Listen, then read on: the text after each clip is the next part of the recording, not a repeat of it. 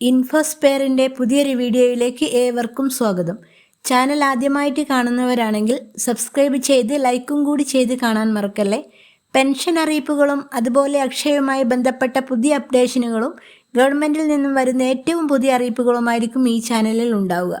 എല്ലാവരുടെയും സപ്പോർട്ട് പ്രതീക്ഷിക്കുന്നു. സംസ്ഥാനത്ത് നവംബർ മാസത്തെ റേഷൻ വിതരണം ഇന്നു മുതൽ ആരംഭിച്ചിരിക്കുന്നു.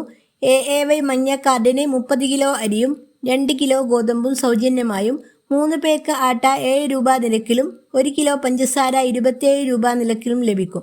പിങ്ക് കാർഡിലെ ഓരോ അംഗത്തിനും 4 കിലോ അരിയും 1 കിലോ ഗോതമ്പും സൗജന്യമായി ലഭിക്കും. അതോടൊപ്പം കാർഡിന് അനുവദിച്ചിട്ടുള്ള ആകെ ഗോതമ്പിൻ്റെ അളവിൽ നിന്നും 4 കിലോ കുറച്ച് അതിന് 4 പാക്കറ്റ് ആട്ട 9 രൂപ നിരക്കിൽ ലഭിക്കും. നീല കാർഡിലെ ഓരോ അംഗത്തിനും 2 കിലോ അരി വീതം കിലോക്ക് 4 രൂപ നിരക്കിൽ ലഭിക്കും. അതേസമയം പൊതുവിഭാഗത്തിലെ വെള്ളക്കാർഡുകാരുടെ റേഷനരി വിഹിതം ഉയർത്തി ഭക്ഷ്യവകുപ്പ്. നവംബറിൽ 5 കിലോ അരി ലഭിക്കും.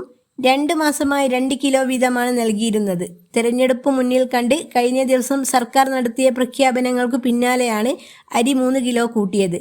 നേരത്തെ ശരാശരി 6 കിലോ അരി വെള്ളക്കാർഡുകാർക്ക് നൽകിയിരുന്നു. ഓണം പ്രമാണിച്ച് ഓഗസ്റ്റിൽ ഇത് 15 കിലോ ആക്കിയതോടെ കൂടുതൽ ആളുകൾ റേഷൻ വാങ്ങി. വിൽപ്പന കൂടിയതിന് ആനുപാതികമായി അധിക വിഹിതം കേന്ദ്രത്തിൽ നിന്നും കിട്ടിയില്ല. ഇതോടെ സെപ്റ്റംബർ മുതൽ വിഹിതം വെട്ടിക്കുറയ്ക്കേണ്ട സാഹചര്യവുമുണ്ടായി.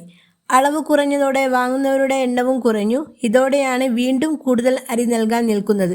1-2 മാസത്തിനകം 6 കിലോയിലേക്ക് എത്തിക്കാൻ കഴിഞ്ഞേക്കുമെന്ന് പറയപ്പെടുന്നു. തദ്ദേശ തിരഞ്ഞെടുപ്പ് പ്രഖ്യാപിച്ചാലും അരിവിഹിതം വർദ്ധിപ്പിക്കുന്നതിന് പെരുമാറ്റച്ചട്ടം തടസ്സമാകാനിടയില്ല.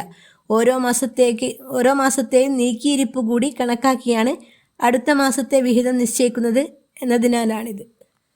അടുത്ത അറിയിപ്പ്. സംസ്ഥാനത്ത് പാൽവില വർദ്ധിപ്പിക്കാൻ സർക്കാർ തീരുമാനിച്ചു.